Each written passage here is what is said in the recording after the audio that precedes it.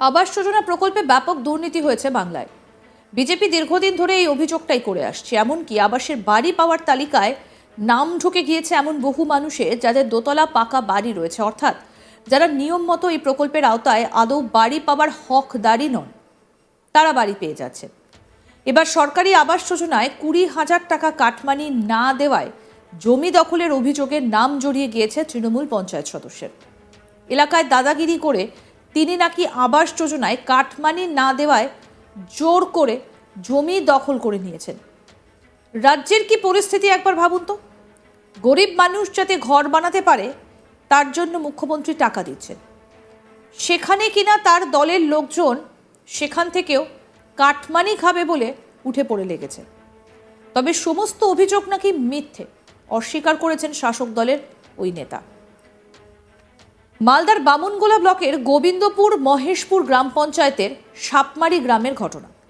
বামুনগোলা ব্লকের সাপমারি গ্রামের বাসিন্দা সুদেব রায় সম্প্রতি সরকারি আবাস যোজনার প্রথম কিস্তির টাকা পেয়েছেন তিনি। সেই টাকা পেয়ে বাড়ি তৈরির জন্য উদ্যোগ গ্রহণ করেন। শুরু হয় বাড়ি তৈরির কাজ।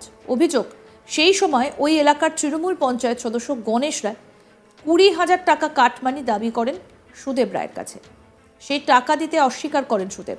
অভিযোগ, এতেই রেগে বাড়ি তৈরির কাজ বন্ধ করে দেন পঞ্চায়েত সদস্য। এমনকি বাঁশের খুঁটি পুঁতে জায়গা দখলের চেষ্টাও করা হয়।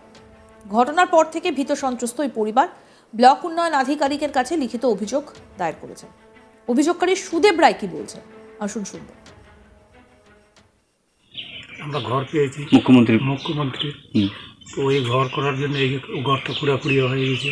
তারপরে পঞ্চায়েত এসে আমাদের হঠাৎ বাধা দিল, বলছে এখন করা যাবে না, এটা আগে মাপজোক হবে, কোথায় কী হবে। তারপর কোন পঞ্চায়েত, কোন পার্টি? টিএমসি। কি নাম? গণেশ রায়। কি বলছে? বলছে এটা আমরা এখানে করবো, সেন্টার করবো, অমুক করবো, এখানে আমাদের প্রতিষ্ঠান আছে, এটা গোটাটাই আমরা দখলে নেব, এই বলে হুমকি দিয়ে আমাদের। জায়গাটা কার নামে রয়েছে? জায়গাটা আমার নামে, পাট্টা রয়েছে। সেখানে ঘর করছেন? হয়। এখন বাধা দিচ্ছে? কি বলছে তারা? তারা বলছে এখানে হবে না, তোমাদের জায়গায় তোমরা ঘর করো, কিন্তু জায়গাটা তো আমাদের। কি বলছে? বড় ভয় দেখাইছে আমাদেরকে, টাকা চেয়েছে। এই আতঙ্কে আমরা একটা পরিবার একাই পড়ে গেছি, এই কারণে আমরা কিছু করতে পারি না। কত টাকা চেয়েছে? 20,000 টাকা চেয়েছি। আচ্ছা, ঘর করতে হলে 20,000 টাকা দিতে হবে। সালামি দিতে হবে, না হলে হবে না। কে নাম কি তার? গণেশ রায়। কোন পদে রয়েছে? টিএমসির পঞ্চায়েত।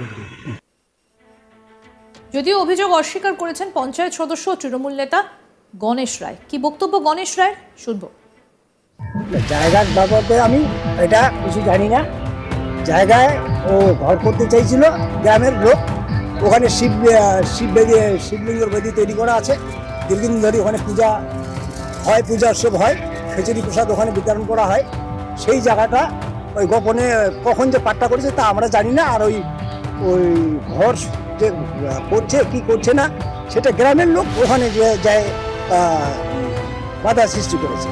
আমি এর বিষয়ে কিছু জানি। 20,000 টাকা দাবি করা হচ্ছে? না, ওটা কোনোদিনও না, টাকা পয়সা সম্পর্কে কোনোদিনও। গ্রামবাসীও প্রমাণ দিবে সেটা টাকা চাইছে না। সেটা আমি টাকা কেন চাইবো? গ্রামবাসী বাধা দিয়েছে, আমি তো আর বাধা দিই নাই। এই ঘটনাকে ঘিরে তৈরি হয়েছে রাজনৈতিক চাপানোতর। পঞ্চায়েতের বিজেপি সদস্য হিমাংশু মণ্ডল বলেন, সিপিএম সরকারের পালাবদল করে তৃণমূল সরকারকে ক্ষমতায় নিয়ে আসা হয়েছিল। আমরা দেখলাম যে তৃণমূলের জামানায় কাটমানি ছাড়া টাকা দেওয়া হলে কোনো কাজ হচ্ছে না। আমাদের গ্রামেও সেই একই ঘটনা দেখলাম। এই ঘটনাকে আমরা ধিক্কার জানাই। আগামী দিনে এই বিষয় নিয়ে যদি বাড়ি করতে দেওয়া না হয়, প্রশাসন যদি কোনো ব্যবস্থা না হয়, আমরা আন্দোলনে নামব। কি বক্তব্য বিজেপি পঞ্চায়েত সদস্য হিমাংশু মণ্ডলের, শোনাবো এবার। আমরা যেটা বলবো, আমরা দেখছি যে বিগত 2011 সালে আমাদের রাজ্যে ক্ষমতা পরিবর্তন হওয়ার পর থেকে আমরা যাকে 34 বছরের যে বাম সরকার, সেই সরকারকে পরিত্যাগ আমরা একটা কারণে করেছিলাম, যে মানুষের প্রতি যে অন্যায়, অত্যাচার, কাটমারি এবং দুর্নীতি এবং যে প্রশাসনের মাধ্যমে যে আমাদের অরাজকতা সৃষ্টি হয়েছিল, তার পরিপ্রেক্ষিতে আমরা 2011 সালে আমাদের এই মমতা ব্যানার্জিকে ক্ষমতায় পশ্চিমবঙ্গে নিয়ে আসলাম, কিন্তু আমরা কি দেখলাম যে আশা নিয়ে আমাদের রাজ্যের মুখ্যমন্ত্রীকে আমরা পশ্চিমবঙ্গের গদিতে বসালাম 3 বার, কিন্তু আমরা কি দেখলাম প্রত্যেকটা গ্রাম থেকে শহর থেকে প্রত্যেক জায়গায় আমাদের তৃণমূলের উপর থেকে নিচ অবধি যত রকমের জনপ্রতিনিধি যে তারা প্রত্যেকটা পাড়াতে আমাদের, যেমন হরিপুরের সুদীপ রায়ের যে ঘটনাটা আমরা ওখানে গিয়েছিলাম এবং দেখলাম যেটা যে ওখানকার যে পঞ্চায়েত সদস্য তিনি বলছে যে এখানে বাড়ি করতে গেলে আমাদের 20,000 টাকা দিতে হবে, তবে আমরা বাড়ি করতে দিব, নাহলে বাড়ি করতে দিব না। এবং সেখানে ওই ব্যক্তিকে হুমকিও দিচ্ছে যে যতদূর যাওয়ার যাও, সে বিএলও সাহেব বিডিও সাহেব যেখানে, এখানে টাকা না দেওয়া অবধি আমাদের বাড়ি করতে দিব না। আমরা একটাই দেখলাম যে তৃণমূলের জামানায় কাটমানি ছাড়া টাকা না দেওয়া হলে কোনো কাজ হচ্ছে না, এটাই আমরা গোটা পশ্চিমবঙ্গ জুড়ে দেখলাম। সেই তুলনায় আমাদের গোবিন্দ মহেশপুর অঞ্চলের হরিপুর যে গ্রাম, সেখানেও একই ঘটনায় আমরা দেখলাম। এটাতে আমরা ধিক্কার জানাচ্ছি। আগামী দিনে এই বিষয় নিয়ে যদি বাড়ি করতে না দেওয়া হয়, প্রশাসন যদি কোনো রকম ব্যবস্থা না নেয়, আগামী দিনে আমাদের পক্ষ থেকে আমরা আন্দোলনে নামবো। এই যে কাটমানি নেওয়া হচ্ছে, বারবার বলছে যে কাটমানি নেওয়া যাবে না, ঘর হচ্ছে, তো এটাকে কিভাবে দেখছেন আপনারা? না, আমাদের রাজ্যের মুখ্যমন্ত্রী কথাই বলছে যে বিভিন্ন রকম প্রশাসনিক সভা বা বিভিন্ন রকমের বৈঠকে বলছেন আমাদের রাজ্যের মুখ্যমন্ত্রী যে কোনো রকম কাটমানি নেওয়া যাবে না, কিন্তু বাস্তবে যে প্রয়োগটা করতে হবে নিচু স্তরে বা যেখানে করা দরকার, সেরকম আমরা কিন্তু প্রশাসনের যে মানে সাহায্য পাওয়া দরকার ছিল, সেটা কিন্তু পাওয়া হচ্ছে না। বাস্তবটা এখানে গ্রাউন্ড রুমে কিন্তু হচ্ছে না। এখানে যারা পঞ্চায়েত সদস্য, পঞ্চায়েত সমিতির সদস্য বা তৃণমূলের যারা নেতা আছে, তারা কাটমানি ছাড়া কোনো রকম কাজ করছে না। স্থানীয় তৃণমূলের অঞ্চল সভাপতি জানান 20,000 টাকা নেওয়ার বিষয়ে যে অভিযোগ করা হচ্ছে সেটা একেবারেই ভিত্তিহীন।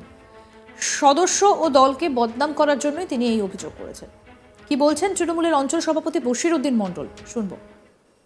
ওই বাংলা আবাস যোজনা টাকা পেয়েছে, এটা অতি সত্যি কথা, কিন্তু বাংলা আবাস যোজনার যখন সার্ভে হয়, ও 2বার 3বার 4বার যখন সার্ভে হয়, জিও ট্যাগিং যখন হয়েছে, তখন কিন্তু ওর পুরাতন বাড়ি যেখানে, সেই জায়গাটা কিন্তু ও সার্ভে করায় এবং জিও ট্যাগিং সেখানে হয়।